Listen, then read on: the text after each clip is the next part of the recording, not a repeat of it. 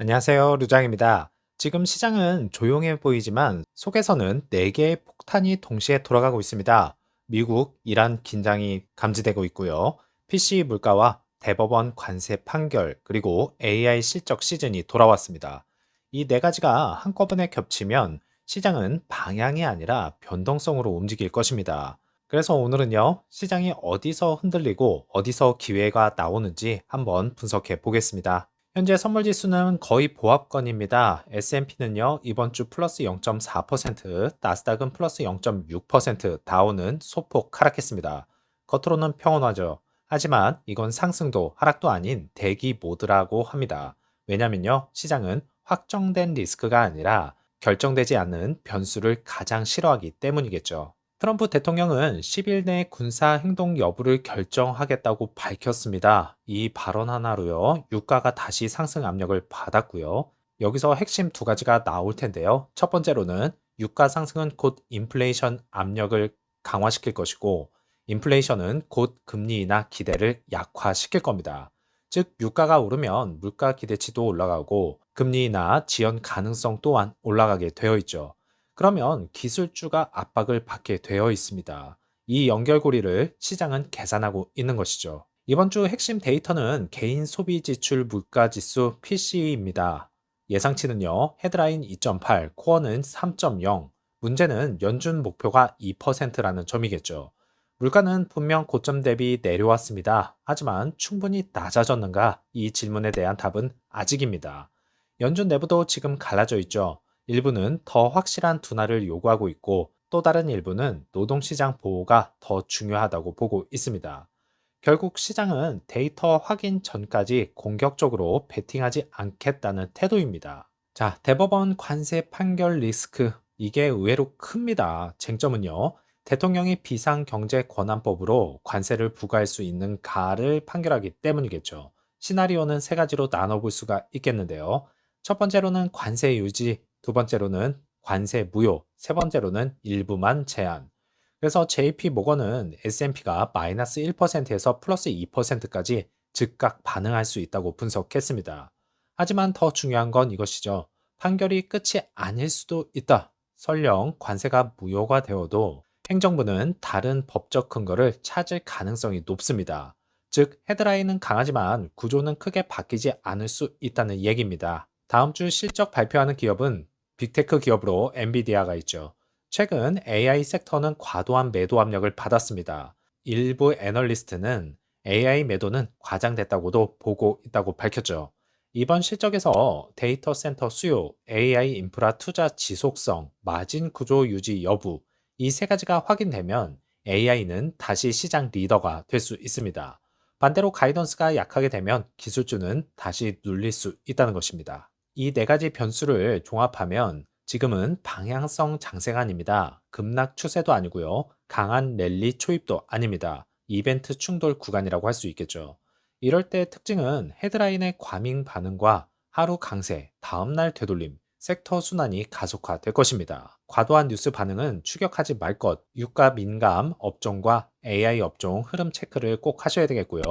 PC 발표 직후 변동성 확대에 대비도 해야 되겠습니다. 중기적 전략으로는 코어 물가 둔화 확인 시 기술주 재상승 가능성이 있겠고요.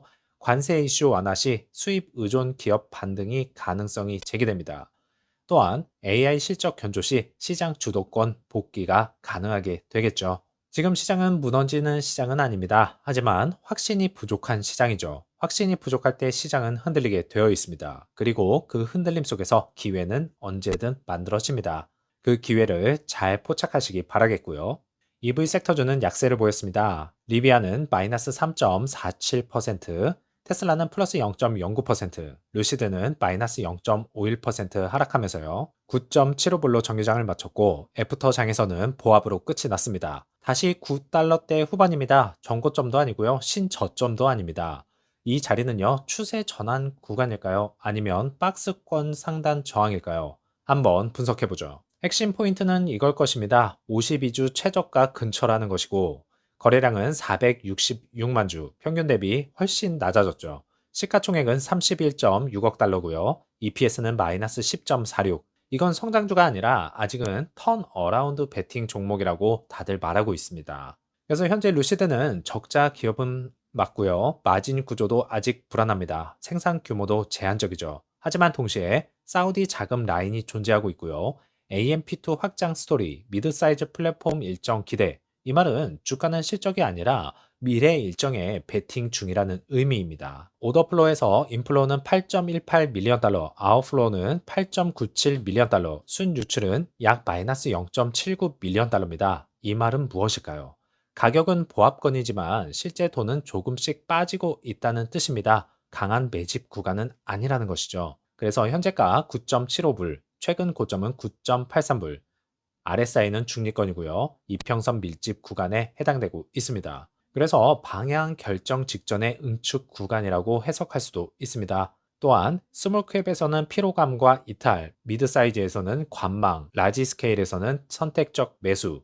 이 패턴은 두 가지로 갈리게 되어 있는데요. 첫 번째로는 대형 자금이 진짜 바닥 매집 중이라는 것이겠고요. 두 번째로는 단기 트레이딩 흡수 후 재차 하락이 예상되고 있습니다. 판단 기준은 이렇게 될 겁니다. 9.5달러 지지 유지 여부, 거래량 동반 10달러 돌파 여부.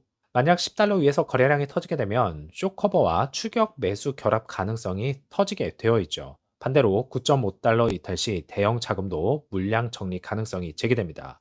즉, 이건 바닥 확정 신호는 아니지만 바닥 후복은 신호라고 할 수 있겠습니다. 루시드가 왜 이렇게 무겁게 움직일까요? 주가만 보면 약하다 정도로 보입니다. 하지만 그 약함의 구체적인 원인은 바로 공매도 비율이겠죠.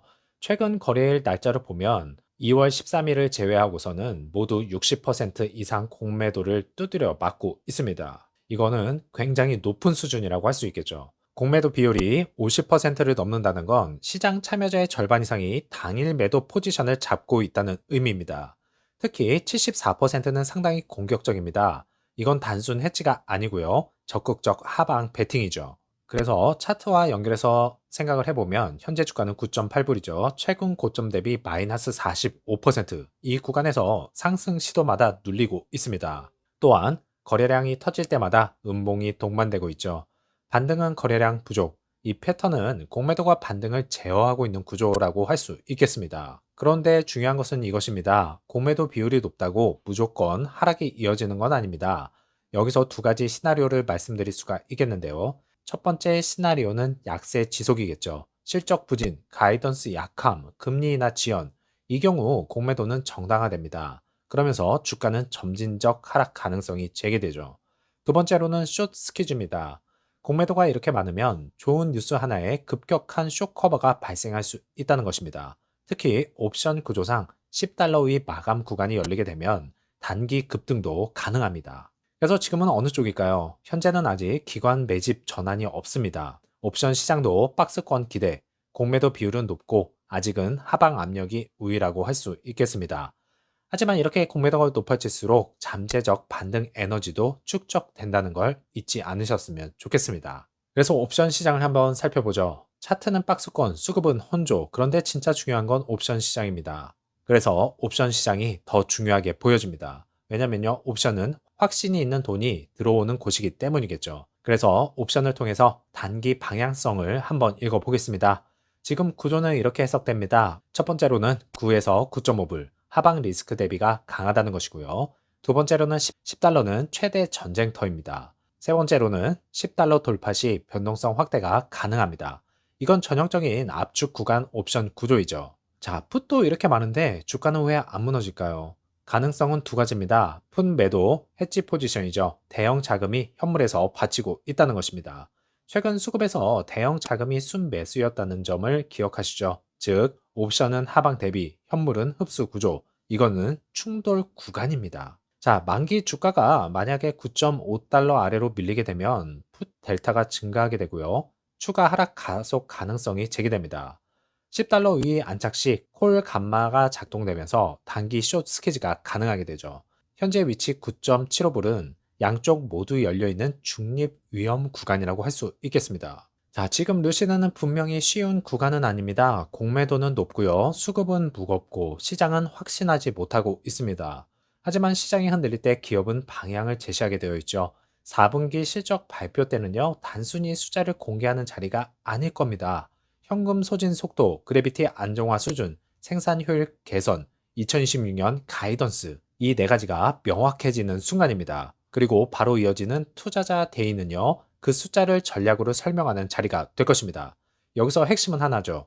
루시드가 생존 기업인지 아니면 확장 기업으로 전환하는지 판가름이 나면서요. 만약에 AMP2 생산 계획이 정말 구체화되고 미드 사이즈 일정이 앞당겨지고요. 마진 개선 경로가 수치로 제시되면 지금의 높은 공매도는 오히려 연료가 될 수 있습니다. 약세장은 확신이 없을 때 만들어지죠. 하지만 확신은 늘 숫자와 전략에서 시작됩니다. 이번 실적과 투자자 레이는 루시드가 스토리 기업에서 실행 기업으로 넘어가는 분기점이 될 수 있습니다. 지금은 조용히 흔들리고 있지만 방향이 확인되는 순간 속도는 생각보다 빠를 수 있습니다. 약세는 영구적이지 않다는 것이죠. 전환은 항상 데이터 뒤에서 시작됩니다. 루시드의 다음 챕터가 이 두 이벤트에서 결정이 될 것입니다. 힘내시는 오후 되시고 다음 영상에서 찾아뵙겠습니다. 감사합니다.